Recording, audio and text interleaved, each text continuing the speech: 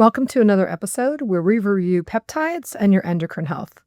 Today's conversation is going to be on growth hormone releasing peptides like Sermorelin, Ipamorelin, and Sermorelin. Now, these are super popular and well known in the scientific literature as well as the outside of the medical profession. They're often referred to as growth hormone like peptides because they do act on the growth hormone axis, but they're very separate from growth hormone, very separate from IGF-1 hormone. These work on a higher level in the brain to release growth hormone, which then will stimulate IGF-1 release or production from the liver. But these are a little bit different from the standpoint of they are actually a hormone. So even though they're a peptide, they really do work like a hormone. But because they really work like a hormone, they have to be really carefully monitored. There can be some significant risks to taking these, as well as benefits, of course. That's what everyone wants them for, but there can be some significant risks. So please, we have to use these in carefully monitored situations. What does that look like? Well, the growth hormone releasing peptides, like the Morellins as a category, are really intended to work with the normal pulsatile manner of growth hormone secretion from the brain. They're really designed to sort of augment what's already happening with growth hormone naturally. And they're really not useful in situations where there's already growth hormone deficiency or IGF-1 deficiency.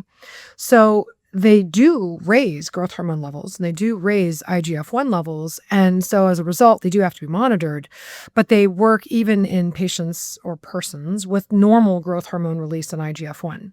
So why might you use them? Well, in persons who have normal growth hormone or IGF-1 response, maybe you are experiencing a time of significant physical turmoil or significant physical harm due to other factors, and you are struggling to recover your prior physical health or your prior physical fitness level. So we might do these short term to sort of boost your recovery. We might give them short term to boost your metabolic improvements from your activities, from your exercise, or help augment what you're doing with your diet and your exercise regimen. They do work to improve visceral fat deposition. They do work to improve muscle health. But the downside to growth hormone peptides is that they can increase insulin resistance and blood pressure. So there is a fine balance to using these. They're not meant for long-term usage. They're not meant even for daily chronic usage. We use them in an intermittent fashion.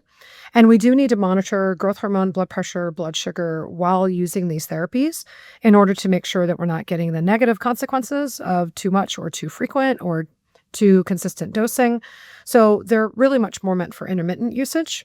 But intermittent usage can be really beneficial in recovery from injury, from illness, or to try to protect your muscle mass and keep your fat mass down when you are going to be laid up, let's say, for surgery or a recovery period.